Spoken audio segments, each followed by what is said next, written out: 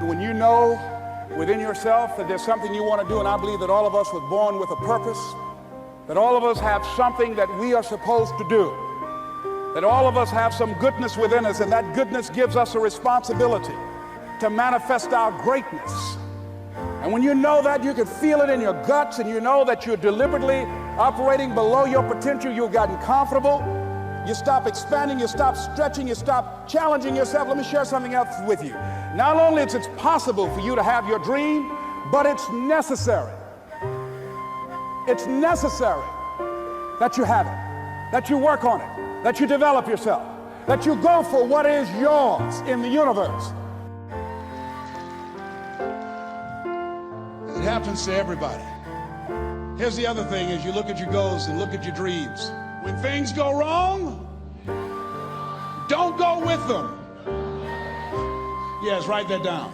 When things go wrong, don't go with them. When you're working on a business deal, you're counting on some money. Someone said you will get the loan, and it falls through. You have an event, and the people that you thought would be there and support you, they don't come through. Or someone turns against you, or you get ripped off. It's going to happen to you.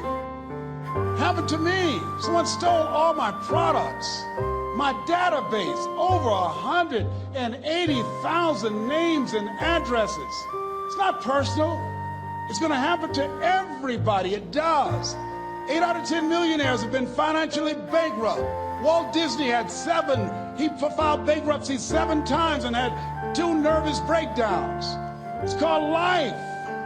But I got a saying: when life knocks you down, try and land on your back, because if you can look up, you can get up. You've got the power in you to do that.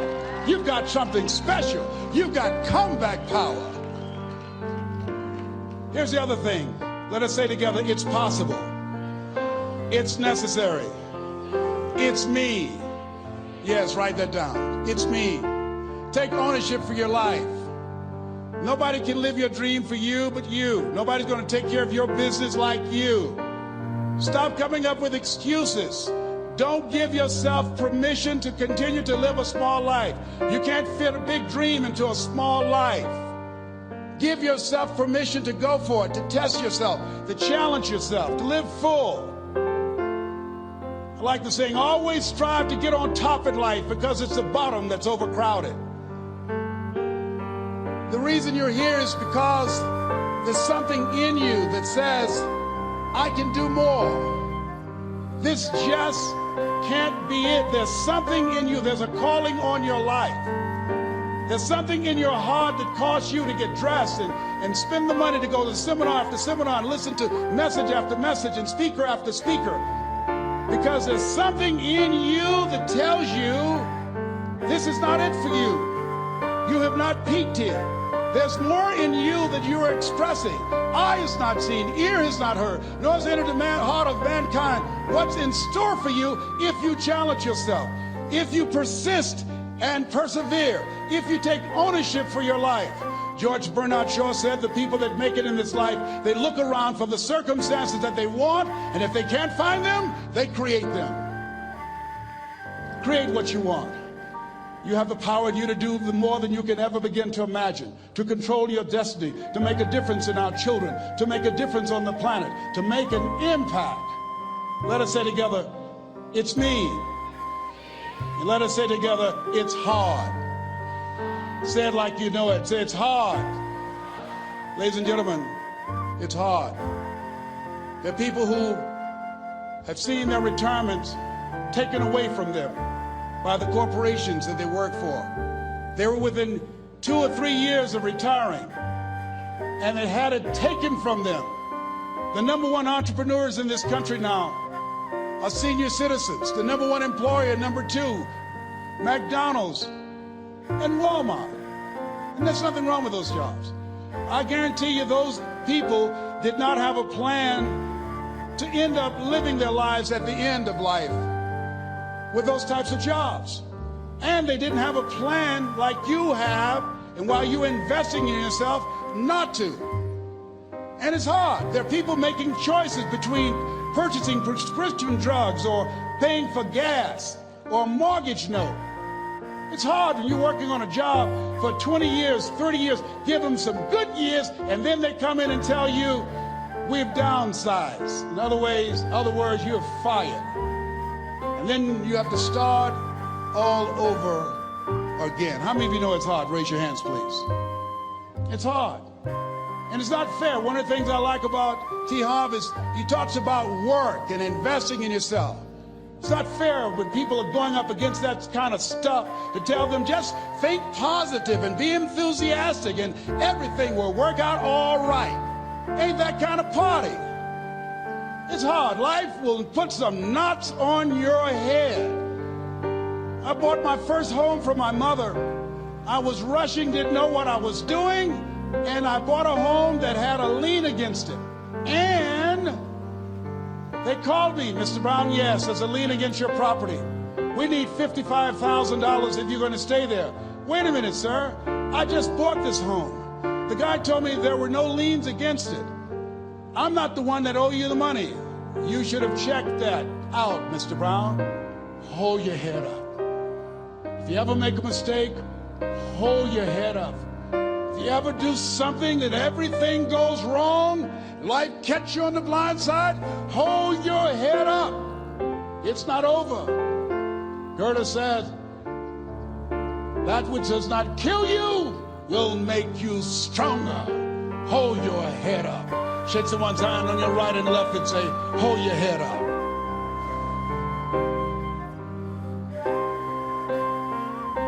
Here's something else, ladies and gentlemen. Repeat after me, please. You gotta be hungry. Everybody together, you gotta be hungry. I'll never forget Mr. Washington said, Mr. Brown, yes, sir. What do you want to do with your life, young man? I said, sir, I want to be a disc jockey. He said, Mr. Brown? I said, yes, sir. He said, you got to be hungry. I said, what do you mean by that? He said, people that are hungry are willing to do the things today others won't do in order to have the things tomorrow others won't have. People that are hungry are willing to invest in themselves. People that are hungry will go to seminars and workshops. People that are hungry are always searching, always seeking higher ground.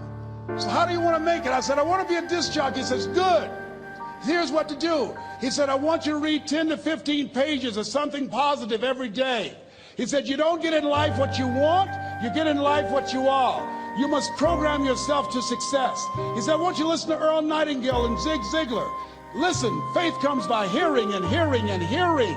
He said, I want you to change your relationships. And I don't want you to ever lose your hunger. I said, what do you mean by that? He said, people that are hungry are unstoppable. People that are hungry are no matter what people. They make it happen no matter what. He said, I want you to listen to Paul Harvey. Who is he? He's the world's greatest communicator. Success leaves clues, young man. Always listen and follow people who are doing what it is you want to do at the level you want to do it and learn from them. I told T. Harv when we were standing by the stage, I said, hey man, I want to work more with you. I want you to coach me. I want to learn from you. See, I found you're never too old to learn and you're never too young to teach. Always have a thirst for learning. So I listened to Paul Harvey every day on the radio. While in school, I would go out and listen in his car. He gave me his keys. I was working to develop myself. And I continued to listen to motivational messages, and he would take me to see the late Dr. Norman Vincent Peale, who wrote the book, The Power of Positive Thinking. I toured with him before he passed. You have something special. You have greatness within you. Don't allow your circumstances to determine who you are. Don't allow your negative thoughts to hold you back. You have something special. You can do more than you can ever begin to imagine. Coming back to the school, and Mr. Washington said, Mr. Brown, yes, sir. When Dr. Peale spoke, you didn't move. When he spoke, you were hanging on every word. When he spoke, we didn't have to tell you to sit down and be quiet. Why? I said, sir, I could feel him when he talked. I felt like he was talking to me, sir. He said, he was. I said, but he doesn't know me, but he was speaking to you. Did you feel him in your heart? I said, yes, sir. He said, most people feel him in their head. If you felt him in your heart, he said, listen to him, sir. Follow him, learn from him. And I would go to seminars and workshops. Anywhere I would find where Dr. Peale was, I would be in the audience. I would drive 200 and 300 miles just to hear him speak. And my dream and vision was to share the stage with him. Your vision. I want you to hold it in mind. There's some power in that. Because when I became involved in speaking, I never forget, I got a call from Og Mandino, who wrote the book, The Greatest Salesman in the World. He said, Les, I'm stuck in Philadelphia. I need to be in Kankakee. Dr. Norman Vincent Peale is appearing. I can't make it. I heard you're in Chicago. I said, yes, I am. Can you go and open for me? I said, yes, man. Oh, my God. Dr. Peale, I said, yes, I'd love to do it. And I went there and I came. I said, hi, I'm Les Brown. He said, you're not the band of renown? I said, no, I'm Mrs. Mamie Brown's baby boy. I'm here to speak. He said, come backstage. And his wife, Martha, was there. And she said, Papa, Les Brown is here, the speaker. And he said, Les Brown, shoot for the moon. Because even if you miss, you'll land among the stars. I said, sir, that's my quote. I wrote you when I was in the 11th grade.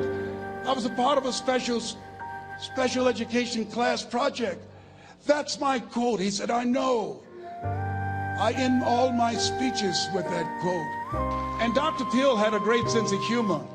A young man was backstage, and I had so many questions to ask him, and my mind froze up. And the young guy said, Dr. Peale, how old are you?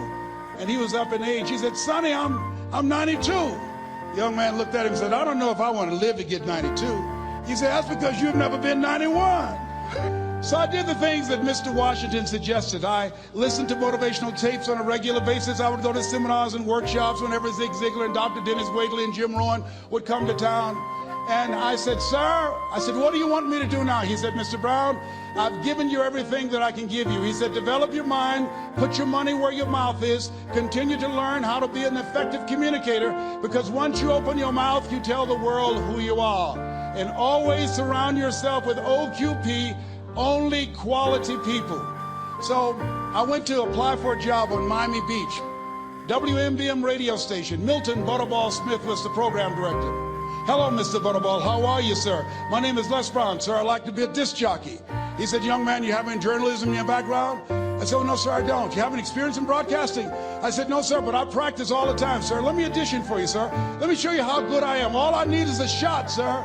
He says, no, we don't have any job for you. How many ever been rejected? Raise your hands, please. I was devastated. I went back and I told Mr. Washington, I said, Mr. Washington, they said no. He said, don't take it personally.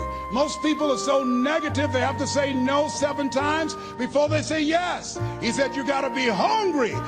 Know your vitamin. Go back again. I said, yes, sir. Hello, Mr. Butterball. How are you, sir? My name is Les Brown, sir. I like to be a disc jockey. Young man, weren't you here yesterday? Yes, sir, I was. Didn't I tell you no yesterday? Yes, sir, you did. Then why are you back today? Well, sir, I didn't know whether or not somebody was laid off or somebody was fired, sir. Nobody was laid off or fired. Now, get on out of here. I came back the next day. Hello, Mr. Butterball. How are you, sir? My name is Les Brown, sir. I like to be a disc jockey. I know what your name is. Weren't you here the last 2 days? Yes, sir, I was. Didn't I tell you no the last 2 days? Yes, sir, you did. Why are you back? Oh, sir, I didn't know whether or not someone got sick or someone died, sir.